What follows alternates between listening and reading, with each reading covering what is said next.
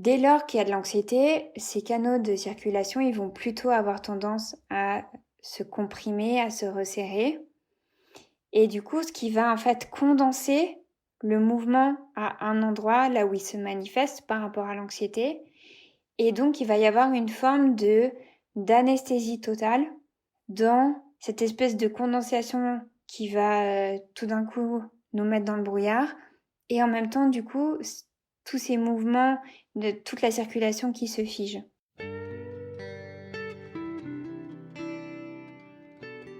Bienvenue dans Pas de soucis, le podcast pour se libérer de l'anxiété avec Camille Thomas.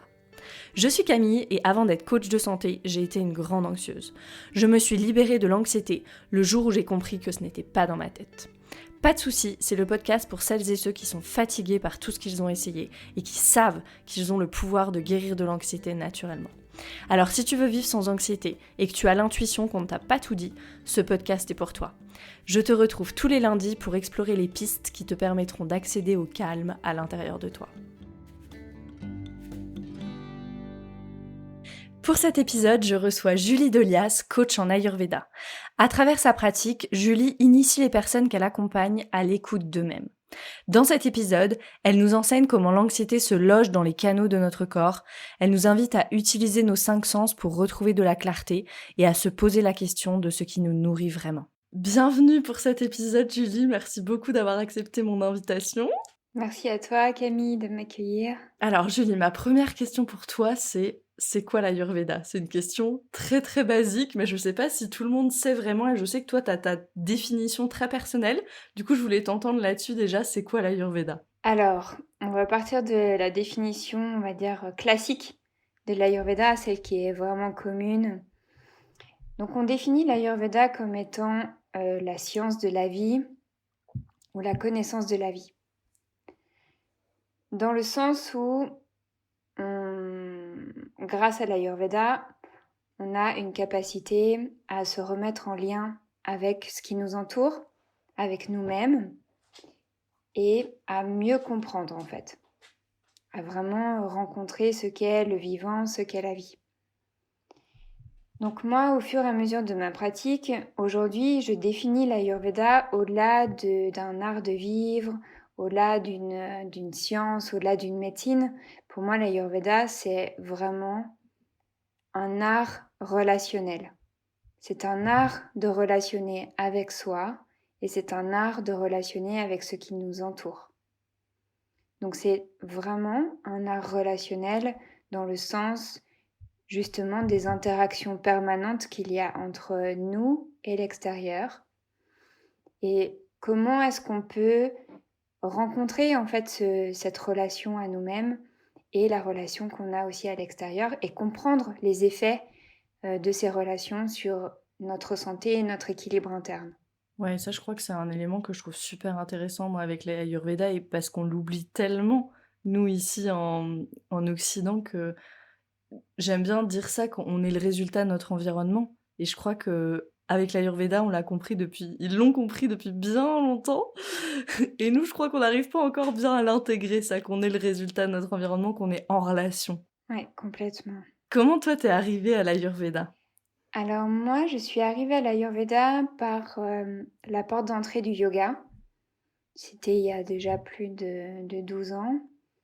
Et en fait, j'ai commencé le yoga, le Vini Yoga. Donc le Vini Yoga, c'est un yoga de l'adaptation. C'est un yoga qui est proche en fait d'un yoga thérapeutique et qui est fait pour être fait en individuel. Donc moi, j'ai vraiment commencé à me rencontrer au travers du Vini Yoga, au travers de séances individuelles. Et excuse-moi, le Vini Oui. Yoga, du coup, concrètement, t'es tout seul avec le prof ? C'est comme ça que ça se Oui, pratique, finalement ? tout à fait. Ok. Alors en fait, il y a plusieurs formes, hein. Mais dans l'essence en fait du Vini Yoga, normalement, c'est vraiment un yoga qui est fait pour être sur mesure, où les séances en fait sont créées sur mesure par rapport à un thème, par rapport à une personne, par rapport à une problématique. Donc tu peux faire effectivement du Vini Yoga en groupe, néanmoins ce sera toujours des petits groupes et ce sera toujours sur des thèmes particuliers puisque la séance sera construite d'une façon très particulière en lien avec le thème. Et ce qui est très intéressant en fait dans une démarche de Vini-Yoga, c'est qu'il y a une introduction dans la séance qui va nous amener en fait à une posture principale qui va être en fait le cœur de la séance. Et ensuite, il va y avoir une fin de séance pour que en fait le corps puisse bénéficier complètement des effets de la posture cœur pour qu'ensuite il puisse intégrer ces effets et que finalement l'objectif qui était défini avec le thème de la séance puisse être vécu et intégré. Donc moi, par exemple, dans mon cas, j'allais effectivement pour des problématiques de dos. Et donc on a beaucoup travaillé en fait sur des séances qui étaient en lien avec ramener de la souplesse dans la colonne, dans le bas du dos, dans les hanches, dans le bassin, pour ramener en fait de la mobilité. Donc moi j'ai eu un long parcours de yoga en individuel qui m'a petit à petit en fait fait rencontrer évidemment l'Ayurveda, puisque le yoga et l'Ayurveda ne sont pas séparés, c'est vraiment deux disciplines qui vont ensemble, deux arts qui vont ensemble. Et j'ai rencontré la toute première fois l'Ayurveda, évidemment par le biais du massage. J'avais une voisine qui était masseuse et qui m'avait dit, qui m'avait proposé de masser. Et suite à ça, en fait, elle m'a conseillé un jour d'aller faire un stage de cuisine d'Ayurveda. Parce qu'elle savait que j'adorais manger, voilà, que j'étais hyper gourmande et tout. Elle m'a dit, ah, tu devrais aller, je suis sûre que ça va t'intéresser. Donc me voici embarquée dans ce stage de cuisine ayurvédique. Et en fait, c'était extraordinaire. C'est la première fois de ma vie que je me suis sentie nourrie au-delà du repas. Que j'avais plus aucun besoin annexe. Et là, ça m'a posé des questions. Quand je suis rentrée chez moi après ce stage, ça m'a vraiment posé des questions. Et ça m'a donné envie de continuer à rechercher et de continuer en fait à explorer ces pistes qu'on avait développées au travers de l'Ayurveda et qui m'ont ensuite conduit peut-être l'année d'après à partir en Inde pour faire en fait un panchakarma. Alors c'est quoi le panchakarma pour les personnes qui nous écoutent? En fait, c'est une cure de purification profonde qui permet de faire un reset sur notre santé. Donc c'est un processus de purification extrêmement sollicitant et éprouvant qui est en fait mené sous la direction d'un médecin. Et durant cette cure, en fait, j'ai vraiment eu une révélation par rapport à mon chemin, à ce qu'on appelle le dharma, donc vraiment voilà ce pourquoi je suis faite. Et évidemment, l'Ayurveda est apparu ainsi que le yoga. Et c'est comme ça que j'ai vraiment rencontré en fait l'Ayurveda, d'abord par la porte d'entrée, on va dire, de la cuisine, et puis ensuite, évidemment, par la porte d'entrée de cette cure qui était finalement une application expérientielle de ce qu'est l'Ayurveda et vraiment de son effet sur notre santé. Et puis après, tu as participé toi-même à un panchakarma, Oui, c'est tout à ça? fait. Tu as travaillé avec un Ouais. médecin? En fait, dans la suite de mon parcours, donc suite à ce panchakarma, quand je suis rentrée en France, j'ai commencé à me former. Donc j'ai d'abord choisi moi aussi la porte d'entrée de la nutrition pour ma première formation. Et la deuxième formation que j'ai faite, c'était effectivement une formation de soins corporels que j'ai faite en Inde dans une clinique auprès d'un docteur. Et puis derrière, j'ai enchaîné avec une formation plus longue de 3 ans pour aller vraiment dans la compréhension globale de l'être afin que je puisse accompagner les personnes sur vraiment qui ils sont dans leur globalité et de comprendre en fait tous les mécanismes et tous les enjeux entre les systèmes. Et durant cette formation, en fait, la clinique dans laquelle j'avais étudié m'a rappelé pour que je puisse en fait aller les assister durant les cures de panchakarma. Donc je me suis retrouvée assistante en soins durant les cures, à accompagner des patients qui étaient eux en cure de panchakarma pendant 6 semaines, 8 semaines, des fois 2 mois, même plus. Et moi j'étais là, je vivais avec eux, donc je les massais tous les jours. Et puis en même temps, comme je vivais avec eux, j'avais toutes leurs évolutions émotionnelles, j'avais toutes leurs évolutions aussi au niveau de leur peau, de leur teint, de leur enthousiasme, de leur joie. Et puis en même temps, toutes les émotions qui remontent à la surface, donc toutes les purifications. Donc j'ai vraiment vu les effets des protocoles complets qui sont liés justement à cette approche de la vie que permet l'Ayurveda. Ouais, c'est intéressant. Ici, on parle d'anxiété et donc le yoga, le panchakarma, tout ça, c'est des pratiques où on passe par le corps, en fait. Et quand tu me parlais de tes maux de dos, ça me faisait penser à toutes ces mémoires implicites, hein. Moi, je suis beaucoup, voilà, des médecins qui travaillent sur le trauma, etc. Et c'est assez extraordinaire quand on va dans les sensations, dans les douleurs ou même dans les tensions musculaires qu'il y a derrière certaines douleurs, quand on laisse juste le corps faire, ce qui peut se débloquer. Aussi au niveau émotionnel, on a des personnes qui s'évanouissent, des personnes qui pleurent, enfin il y a vraiment des choses coincées là au niveau physique ou dans le système nerveux et effectivement je peux imaginer que ça, sur voilà 6 semaines, 2 mois, c'est assez exceptionnel ce qui peut se passer en étant massé tous les jours.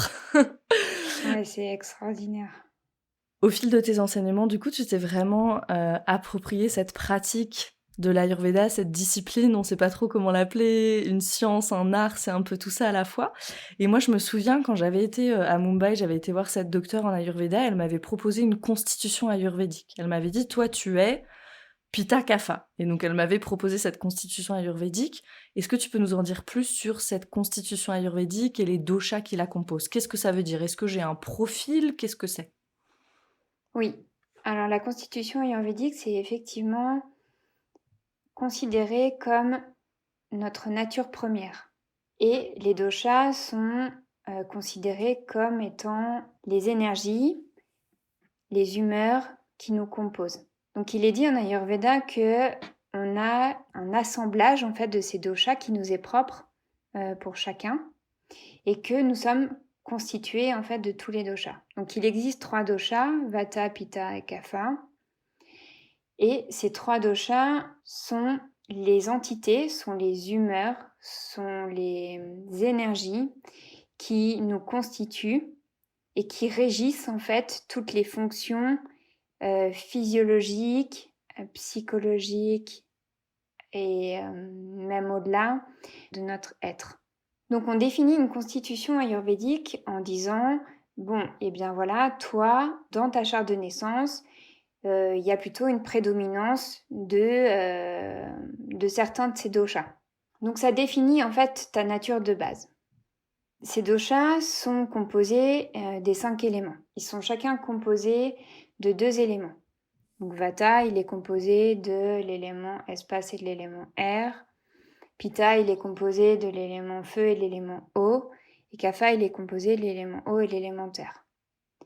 Donc dans notre nature de base, donc dans notre constitution d'origine, c'est-à-dire notre charte de naissance, et dans notre charte de naissance, il y a toutes nos informations relatives à notre santé et à notre capital santé, donc à notre homéostasie qui nous est propre à chacun. Cette homéostasie, elle est composée des 5 éléments. Sauf que effectivement, ces 5 éléments sont distribués d'une manière différente pour chaque personne. Et donc, forcément, en fonction de la distribution de ces 5 éléments, les doshas vont être en lien avec la combinaison en fait des 5 éléments que l'on est. Donc, un praticien ayurvédique et un médecin ayurvédique va établir en fait la nature, donc la constitution de la personne pour pouvoir ensuite proposer des conseils, etc., accompagnés sur cette base-là. Or, dans une consultation ayurvédique, on va prendre en considération donc cette constitution et on va prendre aussi en considération ce qu'on appelle la vikriti, qui va être du coup plutôt l'état de déséquilibre. Et l'état de déséquilibre, il va être aussi un reflet des doshas à un instant T. Un peu comme une prise de sang, en fait. Si je vais faire une prise de sang aujourd'hui et si je vais dans 48 heures, ce sera plus la même chose. Exactement. Ok. En fait, aujourd'hui, c'est extrêmement compliqué de définir une constitution de base parce qu'on est tous déséquilibrés. Et on vit dans une société qui nous déséquilibre de façon permanente.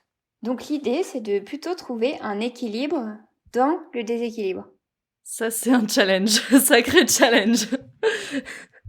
C'est un méga challenge, c'est clair. Ok.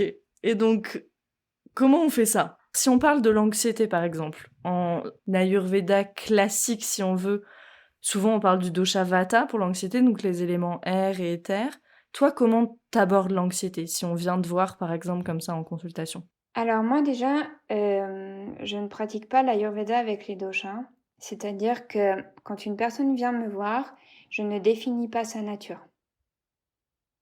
Parce que pour moi, la personne sait mieux que moi qui elle est.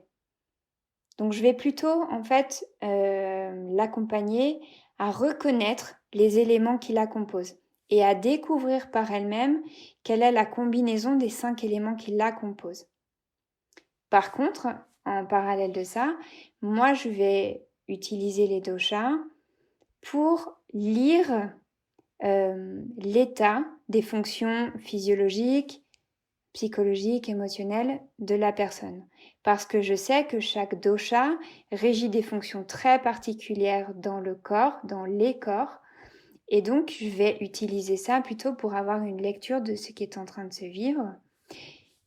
Néanmoins, j'ai pas besoin de le partager avec la personne, puisqu'il y a plein de manières d'aborder ça de manière beaucoup plus simple, sans rentrer dans des concepts extrêmement compliqués, avec des mots sanscrits, etc.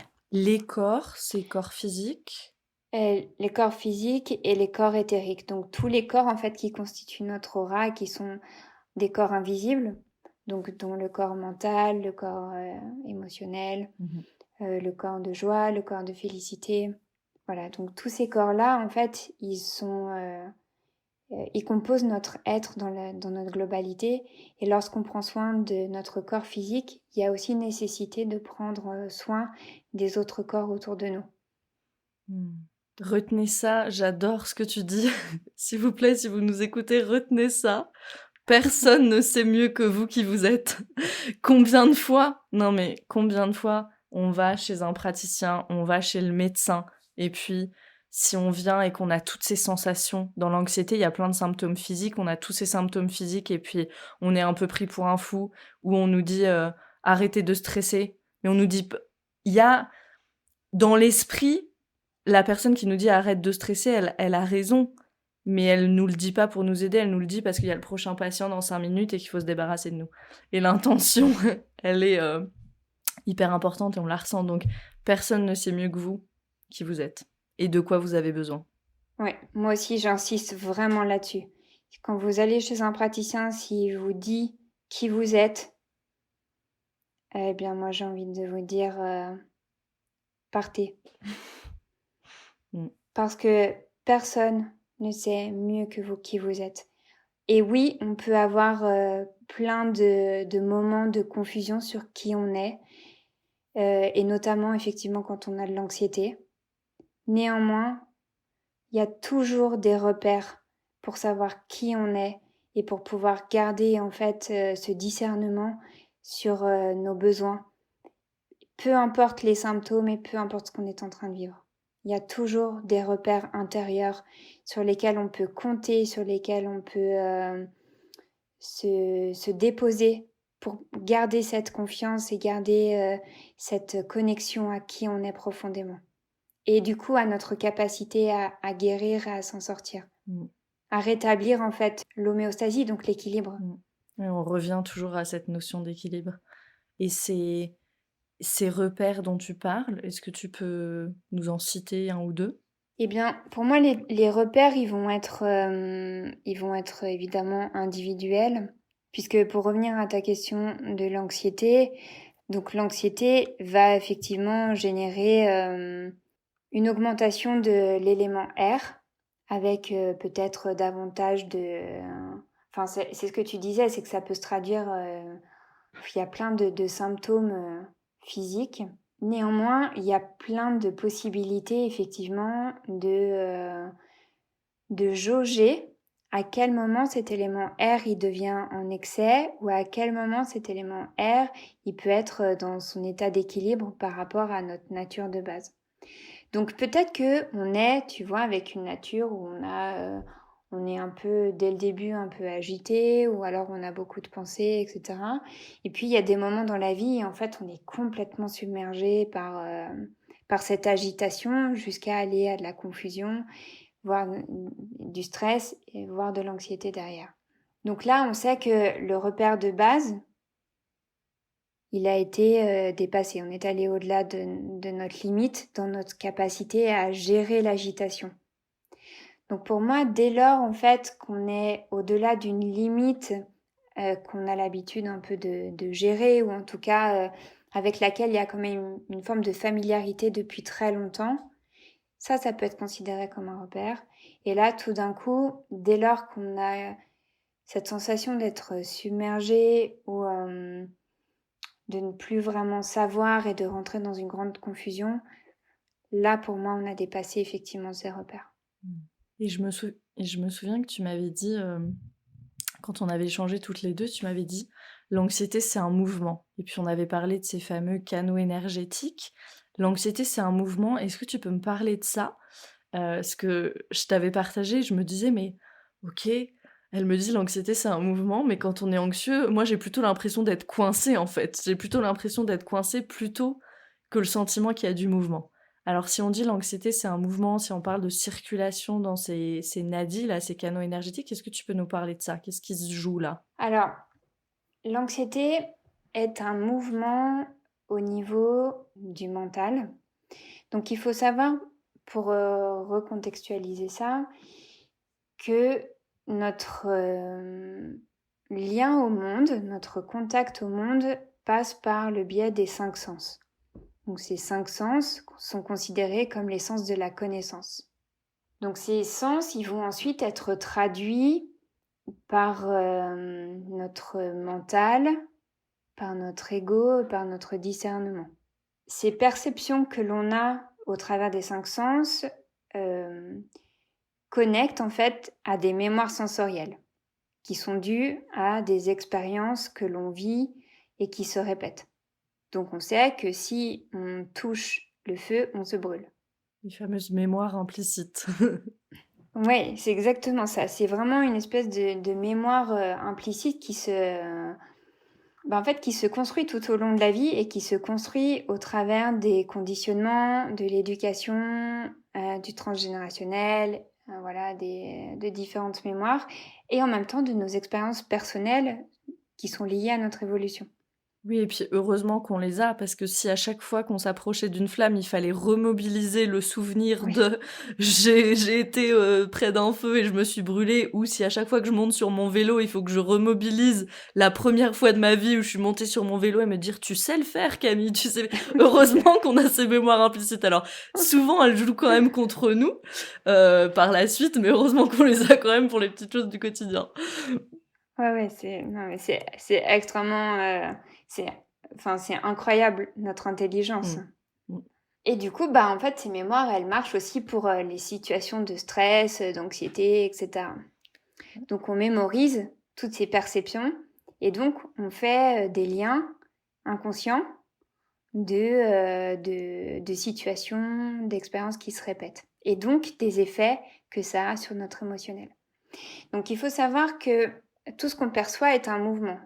Dès lors en fait qu'il y a perception de quelque chose, c'est qu'il y a eu un mouvement, c'est-à-dire qu'il y a eu un contact entre mon organe de sens et ce que j'ai vu à l'extérieur. Et le fait qu'il y ait une mémoire et ensuite une interprétation de la mémoire, c'est aussi un mouvement. C'est quelque chose qui nous revient à l'esprit. Donc on utilise en fait des verbes d'action. Toujours ah, je me rappelle, ça me revient. Attends, je vais aller chercher dans mes souvenirs.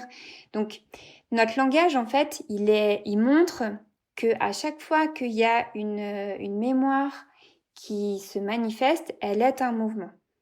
Et ça parle vraiment du système nerveux, enfin de toutes les connexions nerveuses. Il y a toujours en fait une circulation de mouvements qui se fait pour justement les échanges d'informations.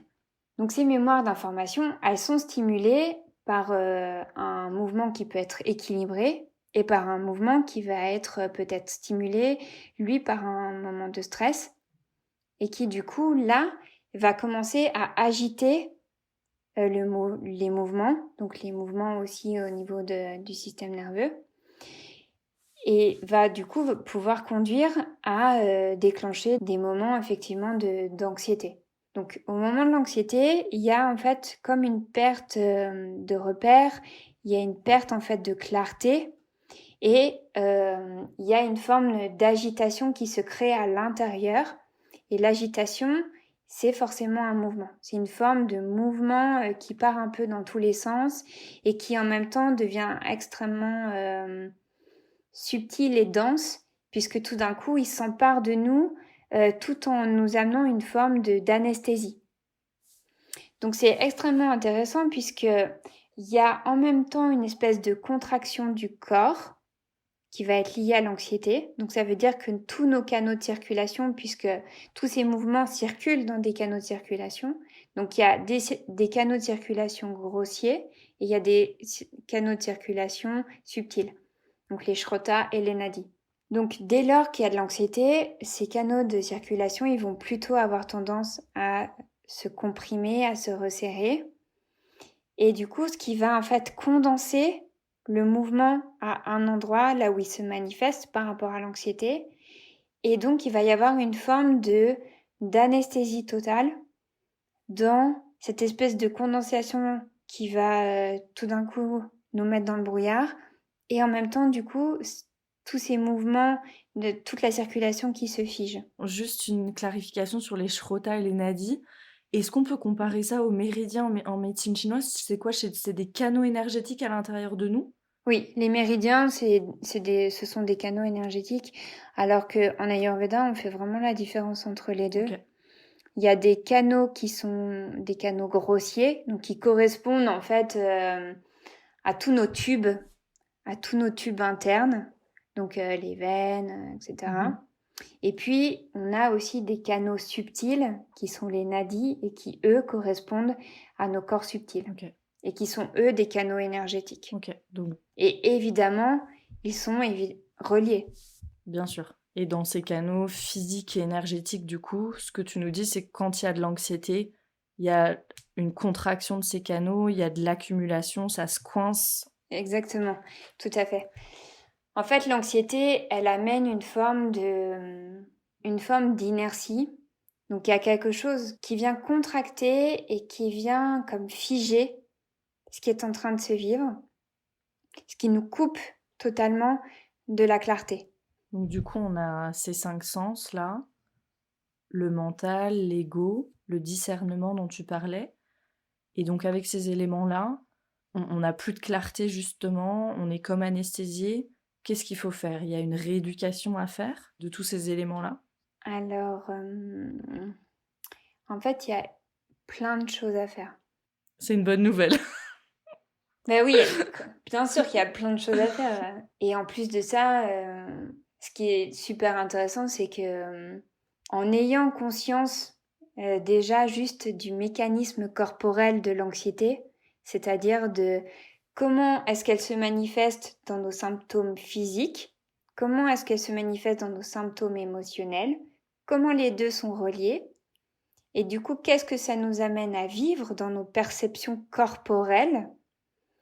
Ça, c'est déjà énorme, puisque ça veut dire qu'il y a vraiment une clarté sur ce qu'on est en train de vivre. Et en même temps sur à quel point ça peut nous bloquer, ce qui permet d'ouvrir en fait une porte d'accès à l'origine de cette anxiété. Donc peut-être revenir à des mémoires, ce que tu disais tout à l'heure, en fait, grâce à cette conscience du corps et de ces sensations corporelles, il y a une possibilité, en fait, de retrouver l'origine et donc d'aller la libérer, la pacifier, pour la réintégrer complètement. On peut finalement aller dans une sensation, par exemple, si on donne quelque chose de très pratique à faire, aller dans une sensation, par exemple, à un endroit où il y a une douleur dans le corps, une tension, juste rester avec cette sensation et laisser émerger aussi ce qui va peut-être émerger. Parfois, il y a même un souvenir qui émerge, il y a vraiment des choses qui émergent. Et donc là, tout d'un coup, on a accès à notre inconscient, finalement, on a accès à ces mémoires implicites. Et puis après, ok, donc j'ai cette mémoire peut-être qui émerge ou ce souvenir, ou peut-être rien du tout d'ailleurs, je reste juste dans l'inconfort de cette sensation, et puis je laisse mon corps bouger, je le laisse faire, je vois ce qu'il fait, et puis rien qu'en laissant le corps bouger, peut-être qu'il va vouloir aller à droite, ou peut-être qu'il va vouloir aller à gauche, ou peut-être qu'il va vouloir s'étirer complètement, on sait pas. Je vais pouvoir libérer à cet endroit-là. Exactement. C'est tout à fait ça. Il faut se rappeler, vraiment, moi j'insiste là-dessus, à quel point notre corps, il est intelligent. Et lui redonner la parole, c'est un remède à la portée de tout le monde. Donc c'est plus ou moins évident, évidemment, hein, selon le lien qu'on a avec notre corps. Toutefois, quand on est justement dans des perceptions vraiment corporelles, dans des sensations corporelles, d'aller juste écouter cette sensation corporelle, c'est redonner la parole à la sensation et donc peut-être à la mémoire qui est stockée à cet endroit-là. Donc lui ouvrir en fait un espace de pouvoir s'exprimer et se libérer. Et du coup, c'est aussi s'offrir la possibilité de rétablir notre confiance en nous, à pouvoir nous-mêmes libérer des mémoires qui sont stockées déjà juste grâce à cette écoute corporelle. Oui, parce que finalement, ce que tu dis, c'est qu'on a ces 5 sens. Du coup, effectivement, dans notre environnement, on perçoit tout le temps grâce à nos 5 sens. Et puis après, quand on a cette anxiété, finalement, on a une traduction erronée de ces perceptions-là. Et l'enjeu, c'est de se libérer, en fait, de cette traduction erronée de ces perceptions. Donc, tu parlais de la rééducation des 5 sens. Comment est-ce qu'on peut faire ça? Je sais qu'il y a aussi les gunas. Est-ce que tu peux nous en parler? Oui.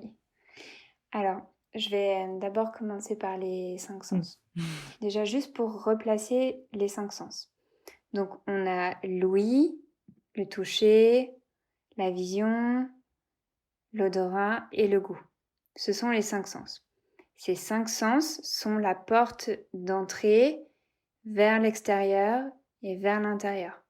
Donc ils sont le pont en fait entre notre monde intérieur et le monde extérieur vers notre monde intérieur.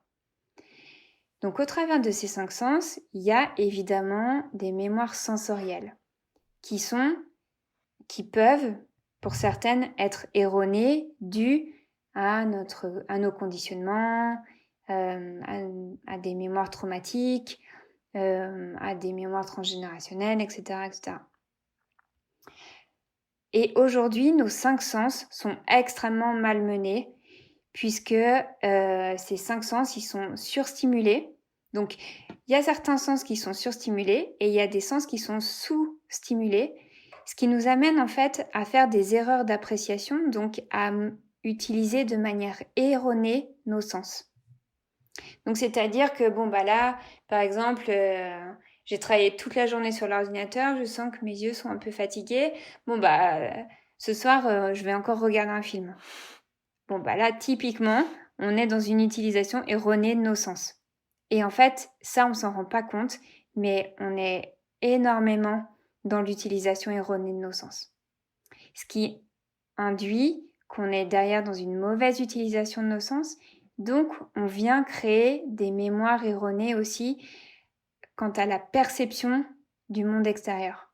Ce qui signifie que quelque chose qui peut être à la base déséquilibrant pour nous, eh bien, à force de répéter des expériences d'utilisation erronée de nos sens, eh ben, on ne sera plus capable de discerner en fait cette expérience erronée et donc son effet déséquilibrant pour nous. Donc chacun de ces sens nous permet donc d'être en contact avec le monde extérieur et donc de pouvoir interpréter ce qu'on perçoit. Donc dans ces interprétations, il y a une possibilité de discerner ces interprétations. Ce que je disais tout à l'heure, par exemple, avec la bougie, bon bah je sais que si je mets mon doigt au-dessus de la flamme, bon bah je vais me brûler. Voilà, donc ça c'est typiquement une interprétation qui est discernée parce que je sais que cette expérience-là va m'amener à quelque chose qui va me déséquilibrer. Or, si tous les jours je me douche à 40 degrés, au bout d'un moment, ben ma peau, qui est liée au sens du toucher, elle va plus sentir que je suis en train de me brûler. Donc, je vais me déséquilibrer. Mm. Donc l'idée, c'est justement de ramener du discernement dans chacun de nos sens. Et c'est là où une rééducation, pour moi, c'est pas vraiment une rééducation, c'est plutôt rencontrer à nouveau nos sens, rencontrer du coup les sens avec lesquels on a une affinité première, parce que dans notre combinaison des 5 éléments, ils sont aussi associés aux sens. Donc chacun des sens est porteur, pareil, d'une combinaison des 5 éléments, ce qui signifie que naturellement, dans notre nature, on a des sens avec lesquels on a une affinité première. Donc l'idée, c'est d'aller rencontrer chacun de ces sens pour se reconnecter avec les sens, nos sens premiers, pour pouvoir ensuite retrouver un discernement quant à nos habitudes de vie, quant à nos situations de vie, quant à nos relations de vie, quant à tout en fait. Ça marche pour tout ce qu'on va percevoir dans le monde. Ça permet en fait de faire évoluer le monde qui nous entoure par rapport justement au discernement qu'on va retrouver grâce à la rencontre et la réharmonisation de nos 5 sens. Donc ça, c'est pareil, c'est extrêmement facile. Déjà, on peut se demander, ok, tous les jours, quel est le sens que j'utilise le plus? Et puis à la fin de la journée, quel est le sens que je sens qui aurait le plus besoin de repos? Voilà, ça permet déjà de situer un peu, de sonder les sens qu'on utilise, et puis se rendre compte quels sens on n'utilise pas du tout. Et du coup, comment est-ce qu'on peut ramener une sollicitation pour les sens qu'on utilise peu, et puis ramener en fait un équilibre d'utilisation pour retrouver en fait une utilisation,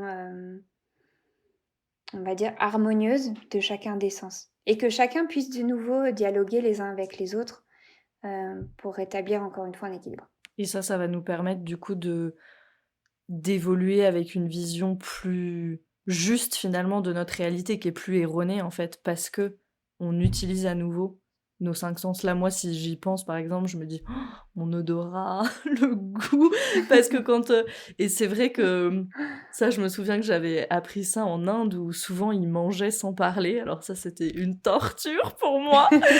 Mais c'est vrai que je me rends compte, tu vois, là, quand tu me parles, je me dis, en fait, c'est vrai que nous, on est tout le temps... Alors, c'est super sympa, ce côté social et tout des repas, mais c'est vrai que les repas où je prends vraiment le temps de sentir avec mes papilles ce qu'il y a comme goût, etc., finalement, ils sont pas si fréquents que ça, en fait. Oui, et je pense que c'est la majorité de nous tous. Et là, c'est clairement une mauvaise utilisation de nos sens. C'est vraiment une utilisation erronée de nos sens parce que 80% de la digestion se fait dans la bouche. Donc, bon, quand on a intégré cette information, derrière, on se dit, bon, je vais peut-être finir de mâcher avant de prononcer une phrase. Et puis, je vais poser ma fourchette entre deux phrases. Oui, et puis, c'est vrai que cette histoire du goût, je trouve que c'est très parlant aussi sur un peu les deux faces d'une même pièce des mémoires implicites, tu sais, parce que le fait d'avoir une mémoire implicite quand t'as, par exemple, je sais pas, moi ce midi, je crois que j'ai mangé du chou-fleur, ok. Je sais que j'aime beaucoup le chou-fleur, j'aime bien le cuisiner, donc ça va me mettre l'eau à la bouche. La mémoire implicite, je sais c'est quoi le goût du chou-fleur, mais aussi elle me dessert dans le sens où une fois que je l'ai dans l'assiette, et ben j'ai plus finalement, il faudrait que je mange le chou-fleur comme si c'était la première fois que je mangeais un chou-fleur, pour vraiment sentir le goût. Et je me souviens qu'une fois, j'avais fait un jeûne de 5 jours, et j'avais mangé, je crois que c'était de l'avocat, un truc comme ça, j'avais l'impression de redécouvrir le goût de l'avocat. Ouais, et finalement, il faudrait aller dans cette posture-là à chaque repas, en fait, finalement. Exactement. Et c'est ça qui est super intéressant avec rétablir un discernement de nos sens, et notamment celui du goût, parce qu'il y a la possibilité de découvrir à chaque repas le goût, et de découvrir, mais même pour tout en fait, que ce soit pour regarder, je sais pas, peut-être un arbre dans notre jardin.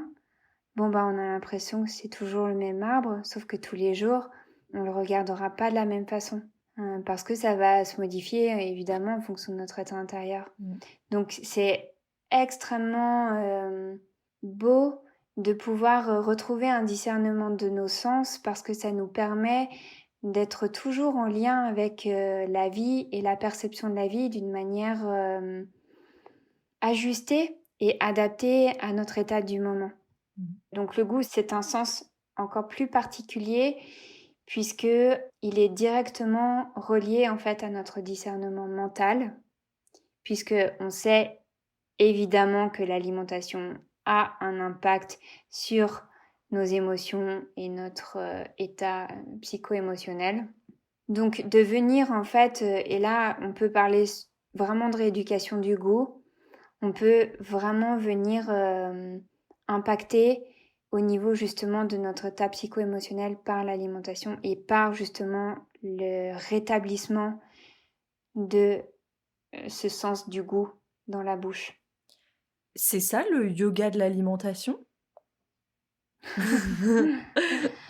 Alors le yoga de l'alimentation, donc c'est quelque chose que j'ai créé pour que la personne, elle puisse effectivement faire tout un cheminement de rencontre avec ses 5 sens, puisque le yoga, qu'on soit bien d'accord, le yoga est un état d'union et il n'est pas une pratique physique. Donc, je me permets de poser ce contexte-là car c'est très important. Yoga, ça signifie union. Et donc, lorsque l'on pratique le yoga, en fait, on pratique un état d'union. Donc finalement, on pourrait pratiquer le yoga tout le temps. Et dès lors qu'on retrouve un discernement de nos sens, on pratique un yoga au travers de nos perceptions du monde, puisque finalement, on est en union entre notre monde intérieur et le monde extérieur, notre perception. Donc, moi, dans le yoga ce que j'appelle le yoga de l'alimentation, c'est en fait tout le voyage du processus de notre alimentation. Donc, du début, c'est-à-dire de l'origine en fait de ce qu'on achète, jusqu'à le moment où il va être à l'intérieur de nous. Sachant que lorsqu'il est à l'intérieur de nous, il devient nous. D'où en fait cet effet psycho-émotionnel qui impacte notre humeur et notre état. Donc notre état d'union. Ouais, je me souviens, j'ai une amie qui est venue à moi un jour et qui me dit « Camille, tu sais pas quoi, je suis devenue végétarienne grâce à mon prof de yoga. » Je lui dis « Ah bon, mais qu'est-ce qu'il t'a dit ?» Et elle me dit « Il m'a dit, comment tu veux arrêter de ruminer si t'arrêtes pas de manger des ruminants ?» Ça m'avait beaucoup fait rire et ça m'avait beaucoup marqué cette histoire. Donc effectivement, ce qu'on absorbe, ce qu'on avale, ça devient nous. Exactement. Super intéressant. Ouais, et c'est une parfaite illustration. Oui, et quelque chose de très intéressant aussi que tu me disais, qui m'a beaucoup marqué, c'est de, en fait, se poser la question de quoi j'ai besoin, mais se poser la question en termes de texture, en termes de... Ça, j'avais trouvé ça très intéressant. Tu peux nous en parler rapidement? Oui, ouais, bien sûr. Alors moi, je suis une fan des textures parce que dans l'alimentation, aujourd'hui, on parle beaucoup de quantité et notamment dans les régimes. Or, c'est pas plus une question de quantité qu'une question de qualité. Et quand on parle de qualité, on parle aussi bien de la qualité de la provenance, de la qualité avec laquelle évidemment l'aliment a été cultivé et transformé, que finalement la qualité en termes de texture. Pour moi, la texture, elle s'applique aussi bien dans notre alimentation que finalement dans toute situation et dans tous les objets de perception. Hein. Nos vêtements, on va souvent choisir nos vêtements par rapport à la texture du vêtement. Il y en a qui vont pas trop aimer la laine, il y en a qui préfèrent le coton, il y en a qui vont aimer le chanvre, etc., le jean ou plutôt des matières souples. Et on choisit nos vêtements en fonction des textures. Et encore plus pour nous les femmes, au vu de notre cycle, menstruel. On n'a pas envie des mêmes textures tout au long de notre cycle. Et donc ça se traduit déjà au niveau des vêtements. Donc il y a les textures d'une manière globale. Donc ça peut aussi s'appliquer pour nos serviettes de bain, ça s'applique pour nos maillots de bain, ça s'applique pour les draps dans lesquels on dort. Et puis ça va s'appliquer aussi pour finalement la lumière. On va parler de texture aussi pour les lumières, une lumière qui va être plutôt tamisée ou plutôt plus brillante. Donc tout ça, ce sont des textures. Et bien sûr, pour l'alimentation, c'est pareil. Les aliments vont avoir des textures différentes. En fonction de notre état psycho-émotionnel et corporel, on ne va pas avoir besoin des mêmes textures. Donc, naturellement, notre besoin va nous guider vers des aliments qui auront non seulement un goût particulier, et il y aura aussi une texture particulière. Et la texture, elle a en fait un impact direct sur notre élément terre qui est lui relié à plutôt la matière. Donc typiquement, quand on a de l'anxiété, il y a ce que je disais tout à l'heure, il y a un mouvement en fait qui se met vraiment en route et qui va ramener une forme de subtilité qui va peut-être nous amener à se sentir moins ancré, tout en étant dans une forme d'inertie et de brouillard. Donc l'idée, ce serait justement par la nourriture de ramener quelque chose qui va nous ramener un peu de consistance et qui en même temps va ramener un peu de chaleur pour pouvoir permettre au corps de dilater les contractions au niveau des canaux et du coup que ça puisse commencer à recirculer et qu'il y ait une forme de densification qui se fasse pour pouvoir justement retrouver une forme de stabilité psycho-émotionnelle. Et ça va beaucoup être les textures qui vont jouer là-dessus et les goûts évidemment. Et pour moi, les textures, c'est même presque plus important à certains moments et dans certains cas que le goût et la quantité. Et je te rejoins là-dessus parce que j'en ai fait l'expérience pas plus tard qu'hier. Depuis notre dernière conversation, j'ai essayé de faire un petit peu attention, de prêter plus attention du coup aux textures et tout ça. Et moi, quand je sors d'une vague d'anxiété ou quand je vais être par exemple la semaine avant mes règles ou quand je suis assez fatiguée, je sens que ce qui me ramène vraiment à la vie, c'est le chocolat chaud. Donc je me fais un chocolat avec du lait végétal, je mets de la cannelle, un peu de piment, enfin je fais mon petit truc de chocolat chaud. Et hier, j'avais plus les laits végétaux que j'avais d'habitude, j'avais que du lait de riz. Et le lait de riz, j'aime pas du tout, c'est liquide en fait, c'est de l'eau ce truc, c'est pas intéressant du tout. Et j'ai fait quand même ce chocolat chaud et en fait, il était liquide le truc, il était pas du tout crémeux. Et je te promets, j'avais l'impression de pas avoir bu de chocolat chaud en fait, ça ne m'apportait aucune satisfaction, alors qu'il avait le même goût en termes d'épices, etc. Oui. Mais il y avait pas cette texture crémeuse et justement plus consistante que j'aime et c'est cette texture en fait qui fait que quand j'avale, j'ai cette impression de un peu comme revenir à la vie en fait, comme si vraiment ça me réchauffait de l'intérieur et ça me régénère et c'est et là il y avait pas ça parce qu'il y avait pas cette texture. Donc je te rejoins et pourtant c'était le même goût. Donc ouais, c'est assez impressionnant. C'est génial. Ouais, merci Camille de cet exemple parce que c'est exactement ça en fait. On pourrait faire, tu vois, mais c'est comme on pourrait faire un risotto avec différentes céréales, mais en fait, ce sera jamais comme le risotto avec le riz à risotto, quoi. Et ben là, le chocolat chaud, c'est la même chose, en fait. La texture, elle va pas du tout être la même. Et ça me permet de rebondir sur ta question des gunas. Donc, qu'est-ce que les gunas? En fait, guna, ça veut dire qualité. Un des fondements de l'Ayurveda, c'est justement l'observation des gunas. Donc les gunas, en fait, on a 3 gunas qui sont associés au mental et ensuite on a 20 gunas qui sont associés plutôt à l'observation de tout ce qui nous entoure et de tout ce qui nous compose et compose en fait tout ce qui nous entoure. Donc ces 20 gunas, ils sont associés en 10 paires d'opposés. Donc ils vont toujours par 2. Et un des principes clés de l'Ayurveda, c'est le même augmente le même et l'opposé réduit. Donc typiquement, tu vois, dans ce que tu disais, dans ta vague d'anxiété, donc il y a une forme de subtilité et d'allègement qui se fait, qui est liée à l'émotionnel. Et toi, de quoi tu as besoin? Tu as besoin de quelque chose d'un peu plus épais, qui te ramène à la vie, qui te ramène en fait de la densité. Donc, tu vas aller chercher une texture opposée à ce que tu es en train de vivre intérieurement. Donc, toute la science des gunas, c'est celle-ci, en fait. C'est observer finalement les qualités de ce qui nous entoure, observer les qualités qui sont à l'intérieur de nous et pouvoir jongler en fait entre ces paires d'opposés pour essayer de retrouver un équilibre. Et pour moi, les textures, c'est le premier moyen pour faire l'expérience de ces gunas et du coup l'application de ce rétablissement d'équilibre entre les qualités opposées. Ouais, et ça, c'est génial et très pratique à la fois. Moi, par exemple, quand je parle voilà, de la théorie polyvagale du système nerveux, je parle de ces ancres de sécurité.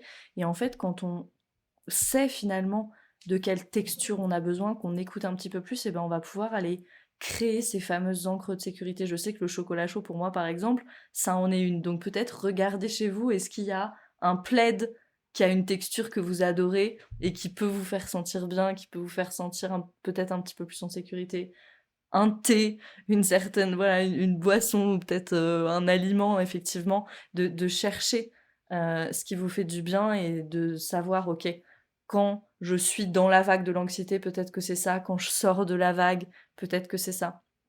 Et effectivement, c'est très, très, très intéressant. Et puis moi, je suis en train de penser qu'on pourrait même les lier aux états du système nerveux, à cet état tout en haut de notre échelle où on se sent en sécurité, tout va bien, quand on est en descend, fight or flight, ou après quand on est vraiment en shutdown, cet état plus de déprime, et qu'on pourrait associer finalement des textures à chaque état et apprendre à se connaître de plus en plus, à se connaître de mieux en mieux. Donc, il y a plein de choses à faire là-dessus. Ouais, carrément, ce serait passionnant de faire Mm. ça.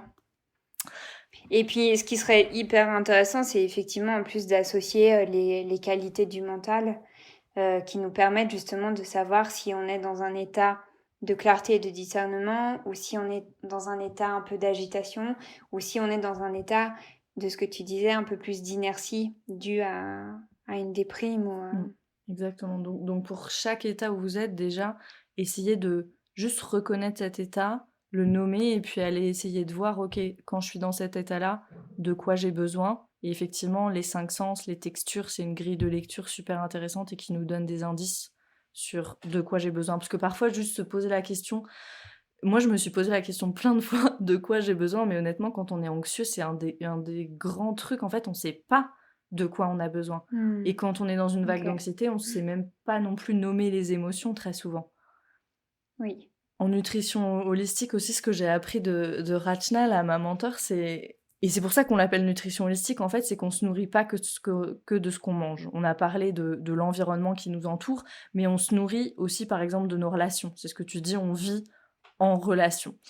Et l'autre jour, j'avais une discussion avec mon copain, on se baladait dans la nature, et d'un coup, il se retourne vers moi et il me dit « Tu sais à quel point je me sens mieux ?» Et il faut savoir que lui aussi, c'est vraiment un grand anxieux.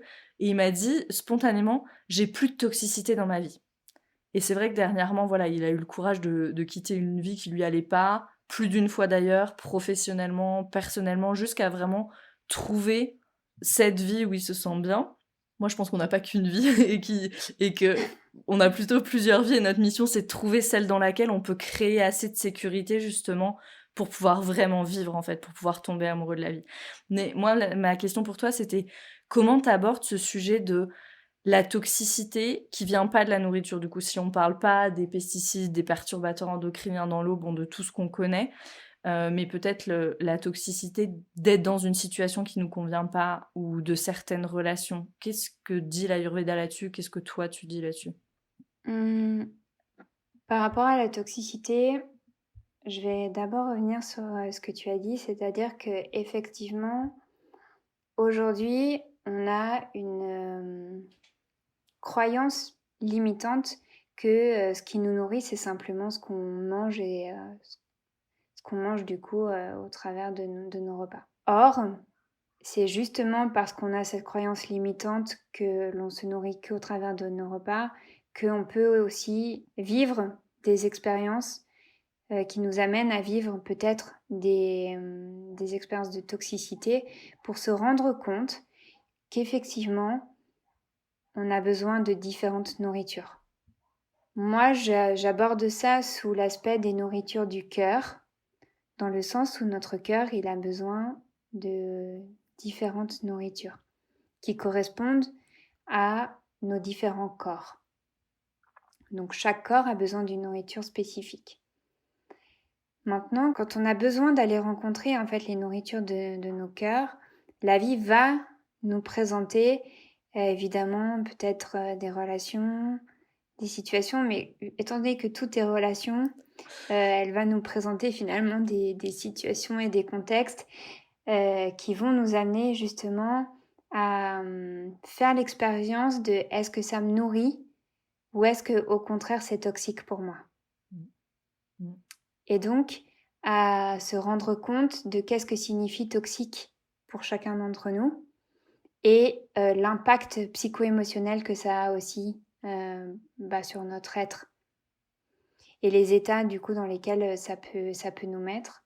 Donc la toxicité, c'est ce que tu dis, elle peut être effectivement au niveau de nos relations sociales, hein. Elle peut être au niveau de notre travail, c'est-à-dire elle peut être aussi due à des habitudes quotidiennes qui se répètent et qui sont toxiques.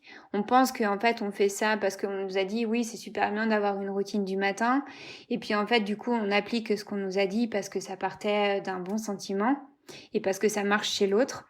Mais en fait, nous, on met ça en place et puis en fait, on se pose pas vraiment la question de est-ce que ça me nourrit, est-ce que c'est bon pour moi? Et en fait, on crée une habitude qui devient toxique. Donc ça marche aussi bien pour vraiment des habitudes quotidiennes. Et quand je parle d'habitudes quotidiennes, c'est vraiment tout ce qu'on fait dans les journées, quoi. Donc il y a vraiment plein de choses qu'on répète et qu'on répète machinalement. Et quand on répète machinalement, en général, à cet endroit-là, il peut y avoir de la toxicité. Idem finalement dans notre manière de relationner avec les autres. Donc avec des schémas de comportement, des schémas de fonctionnement qui se répètent et qui sont toxiques. Donc ça peut évidemment venir de la personne en face de nous, mais du coup elle va aussi faire miroir de nos propres schémas, de nos propres comportements qui sont toxiques et qu'on n'a pas encore identifié jusque-là. Donc, c'est super intéressant toujours de revenir à cette question de, ok, dans ce que je vis. Et c'est pareil, en fait, et je pense que quand on est un entrepreneur, ça, c'est une illustration parfaite de... On pense que, voilà, on devrait faire ci, on doit faire ça, on se fait des to-do list et tout et tout. Et en fait, peut-être que la to-do list, pour certains entrepreneurs, elle est juste toxique. Parce que ça le coupe de son flow, en fait. Ça le coupe, tu vois, de la circulation de son énergie. Et puis tout d'un coup, il dit « Ah, j'ai pas fait ma to-do list. » Bim, comportement et schéma toxique, culpabilité. Et hop, anxiété. « Ah mince, j'ai pas fait ça. Demain, j'ai encore tout ça à faire. Mais comment je vais faire? Je vais jamais y arriver. J'ai trop de trucs. Les trucs s'accumulent. » Hop, ça coupe le souffle, anxiété. Et derrière, ça déclenche évidemment plein d'autres mécanismes. On a plein d'habitudes toxiques et on a plein de... Je parle d'habitudes parce que pour moi, ça englobe aussi ce que tu dis dans les relations. C'est-à-dire qu'on a peut-être aussi l'habitude de relationner avec un certain type de personne jusqu'à ce qu'on comprenne qu'en fait, ce type de personne, elle ne nous nourrit pas. Que le lien, en fait, la qualité du lien, la texture du lien qu'on a avec la personne, elle n'est pas nourrissante pour nous. Elle l'a peut-être été pendant un temps. Et comme nous sommes des êtres en perpétuelle évolution, peut-être qu'il y a un moment donné où elle n'est plus nourrissante pour nous. Et donc là, il y a une possibilité en fait de pouvoir modifier la donne, de pouvoir évoluer et donc de se libérer de quelque chose qui était toxique. Donc pour moi, il y a vraiment une possibilité en fait d'aborder cette notion de toxicité sans rentrer dans une posture de victime, de bourreau, et donc de trouver un sauveur, mais plutôt de se poser la question justement par rapport à est-ce que ça me nourrit? Est-ce que la qualité de la relation que j'ai, je sais pas, avec mon jean, avec mon pull, avec mon plaid, ou avec mes amis, ou avec des personnes que je pensais être mes amis, ou ma famille, enfin ça s'applique pour absolument tout, est-ce que ça me nourrit? Ou est-ce que maintenant je sens que ça me nourrit plus et j'ai besoin d'autre chose? Et donc là, peut-être que, évidemment, ça va nous amener à une étape de deuil, peut-être qu'il va y avoir des étapes de transition. Néanmoins, de s'être posé la question sur, non pas est-ce que c'est toxique, mais plutôt est-ce que ça me nourrit? Ça va permettre de ramener en fait une clarté et un discernement qui va être beaucoup plus salvateur que de vraiment définir cette notion de toxicité qui peut nous amener très vite dans une posture de victime.